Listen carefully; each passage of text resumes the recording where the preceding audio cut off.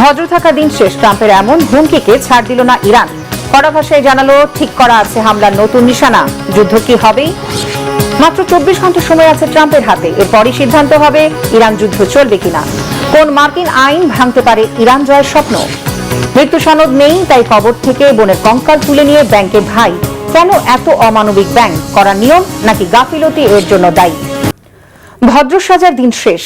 সামাজিক মাধ্যমে মার্কিন প্রেসিডেন্ট ডোনাল্ড ট্রাম্পের নয়া হুমকিতে আবারও ক্ষেপেছে ইরান।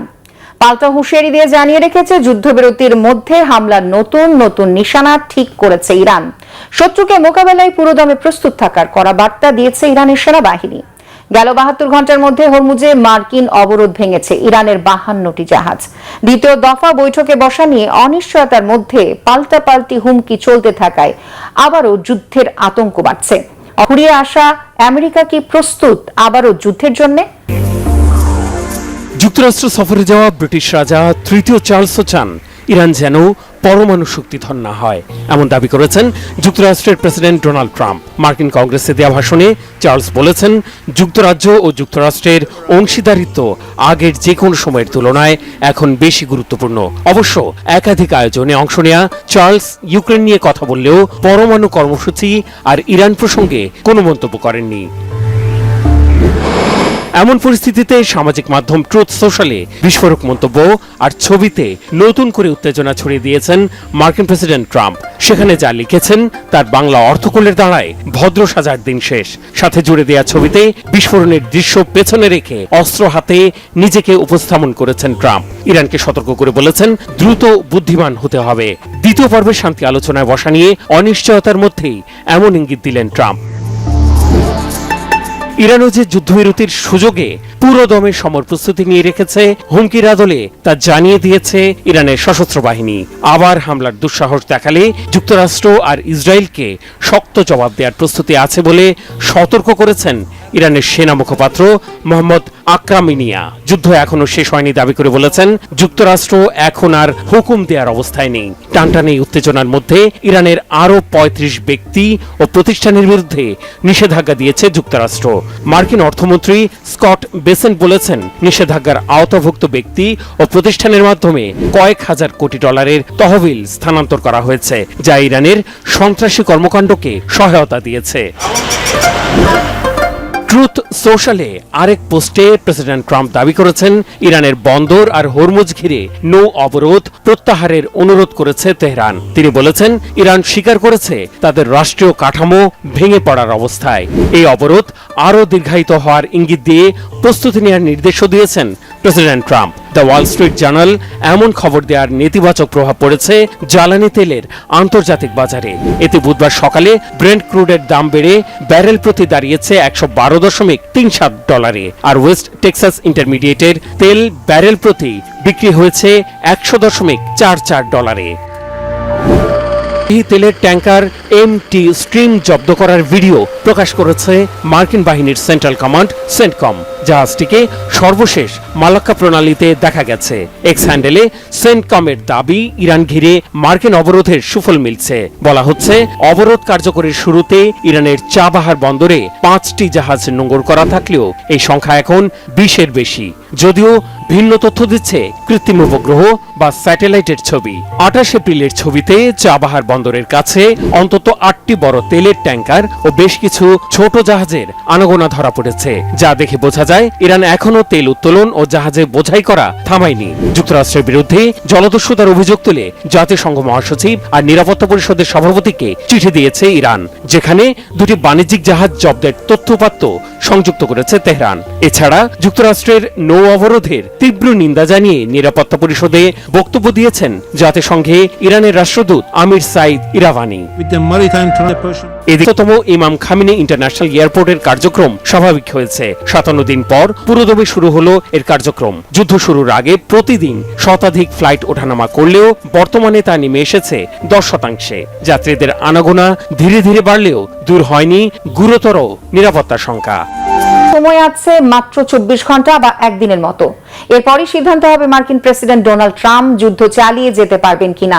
আর এই সিদ্ধান্তে ট্রাম্পের নতুন শত্রু হয়ে দাঁড়িয়েছে তার নিজ দেশের আইন।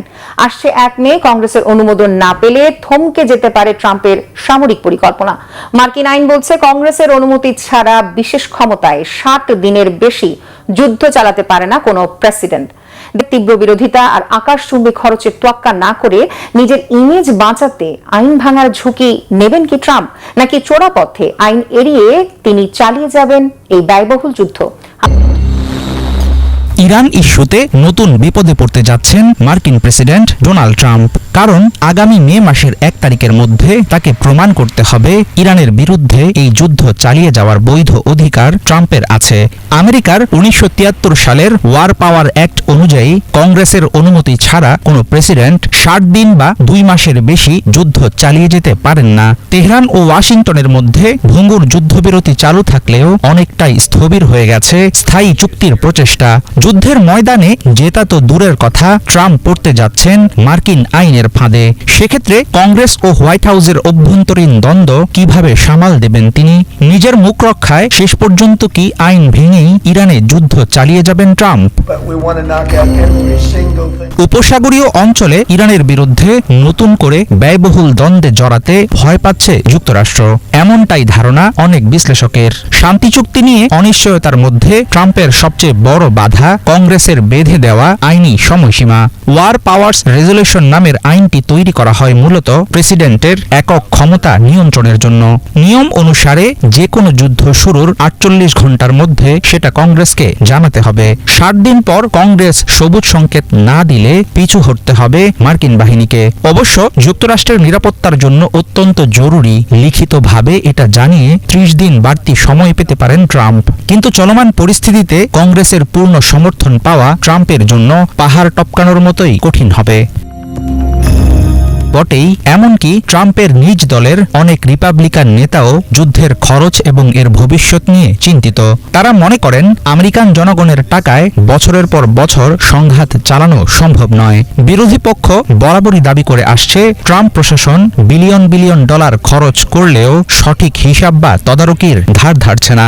60 দিনের বেশি সেনা মোতায়েনের জন্য অনুমতি পেতে হলে প্রতিনিধি পরিষদ ও সিনেট উভয় কক্ষেই সংখ্যাগরিষ্ঠতা সহ প্রস্তাব পাশ হতে হয়। কিন্তু রাজনৈতিক বিভাজনের মধ্যে ট্রাম্পের পক্ষে অনুমোদন পাওয়ার পথ প্রায় বন্ধ। আইনি জটিলতা থাকলেও যুক্তরাষ্ট্রের ইতিহাস বলছে মার্কিন প্রেসিডেন্টরা এর আগেও আইন এড়িয়ে যাওয়ার রাস্তা বের করেছেন। 2001 এবং 2002 সালের বিশেষ সামরিক ক্ষমতা ব্যবহার করে পূর্ববর্তী অনেক প্রেসিডেন্টই যুদ্ধ চালিয়ে গেছেন কংগ্রেসকে পাশ কাটিয়ে।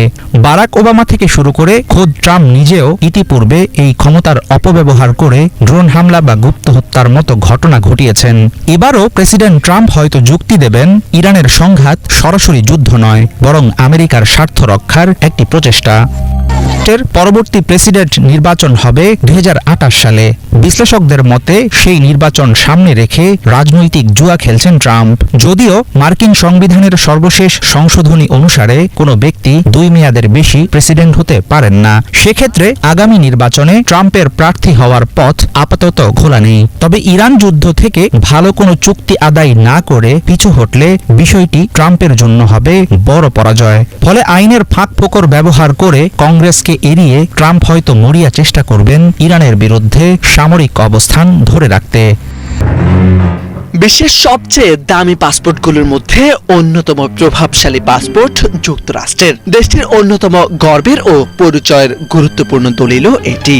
সেই পাসপোর্টে এবার যুক্ত হচ্ছে প্রেসিডেন্ট ডোনাল্ড ট্রাম্পের ছবি, যা ঘিরে শুরু হয়েছে আলোচনা সমালোচনা।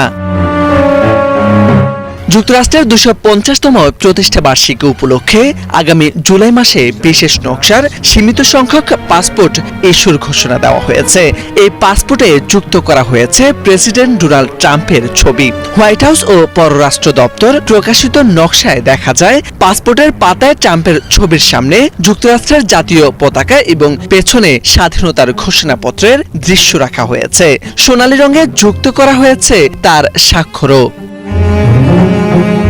এই উদ্যোগটি নেওয়া হয়েছে যুক্তরাষ্ট্রের স্বাধীনতার ঘোষণাপত্রের 250 বছর পূর্তি উদযাপনের অংশ হিসেবে। এ উপলক্ষে দেশজুড়ে আয়োজন করা হবে নানা অনুষ্ঠান। পররাষ্ট্র দপ্তরের মুখপাত্র জানিয়েছেন, বিশেষ এই পাসপোর্টগুলো সীমিত সংখ্যায় প্রকাশ করা হবে এবং নির্দিষ্ট আবেদনকারীরাই তা সংগ্রহ করতে পারবেন। তবে বিষয়টি নিয়ে শুরু হয়েছে বিতর্কও, কারণ সাধারণত রাষ্ট্রীয় নথিতে ইতিহাস, ঐতিহ্য বা জাতীয় প্রতীক স্থান পেলেও বর্তমান কোনো নেতার ছবি যুক্ত করার নজির খুবই বিরল। এর আগেও ট্রাম্প প্রশাসন বিভিন্ন রাষ্ট্রীয় উদ্যোগে তার নাম, ছবি বা স্বাক্ষর যুক্ত করার চেষ্টা চালিয়েছিল। এমনকি জাতীয় উদ্যান, মুদ্রা নকশা এবং গুরুত্বপূর্ণ নামকরণেও তার উপস্থিতি বাড়ানোর উদ্যোগ দেখা গেছে। সমালোচকদের মতে রাষ্ট্রীয় প্রতীকে ব্যক্তির উপস্থিতি বাড়ানো গণতান্ত্রিক চর্চার সঙ্গে কতটা সামঞ্জস্যপূর্ণ তা নিয়েই উঠেছে প্রশ্ন। অন্যদিকে সমর্থকদের দাবি, এটি একটি ঐতিহাসিক মুহূর্তকে স্মরণীয় করে রাখার অংশ। প্রশ্ন উঠেছে, রাষ্ট্র বড় নাকি ট্রাম্পের মতো ব্যক্তি বড়? মোর্শেদ আলম, বাংলা ভিশন। যে ঐক্যের দাপটে বিশ্ব তেলের বাজার নিয়ন্ত্রিত হতো সংযুক্ত আরব আমিরাতের বিদায়ে, সেই শক্তির দেয়ালেই এবার বড় ফাটল ধরল। বিশ্বের বৃহৎ তেল উৎপাদনকারীদের গ্রুপ ওপেক ও ওপেক প্লাস থেকে বেরিয়ে যাওয়ার সিদ্ধান্ত নিয়ে দীর্ঘ পথ চলার ইতি টানল আমিরাত। 28 এপ্রিল রয়টার্সকে দেওয়া এক সাক্ষাৎকারে এই সিদ্ধান্তের কথা নিশ্চিত করেছেন আমিরাতের জ্বালানি ও অবকাঠামো মন্ত্রী সুহেল আল মাজরুই স্পষ্ট করেছেন যে এটি একটি সার্বভৌম জাতীয় সিদ্ধান্ত এবং এটি নেওয়ার আগে সৌদি আরব বা অন্য কোনো মিত্র দেশের সাথে পরামর্শ করা হয়নি। রয়টার্সের প্রতিবেদন অনুযায়ী এই আকস্মিক প্রস্থানের পেছনে কয়েকটি গুরুত্বপূর্ণ ফ্যাক্টর কাজ করছে। ওপেকের নিয়ম অনুযায়ী প্রতিটি দেশ কতটুকু তেল উৎপাদন করবে তার একটি সীমা বা কোটা নির্ধারিত থাকে। আমিরাত গত কয়েক বছরে তাদের তেল উৎপাদন সক্ষমতা বাড়াতে শত শত কোটি ডলার বিনিয়োগ করেছে। ফলে তারা এখন সে বিনিয়োগ উসুল করতে স্বাধীনভাবে আরও বেশি তেল বিক্রি করতে চায়। এছাড়া মধ্যপ্রাচ্যে চলমান আঞ্চলিক অস্থিরতা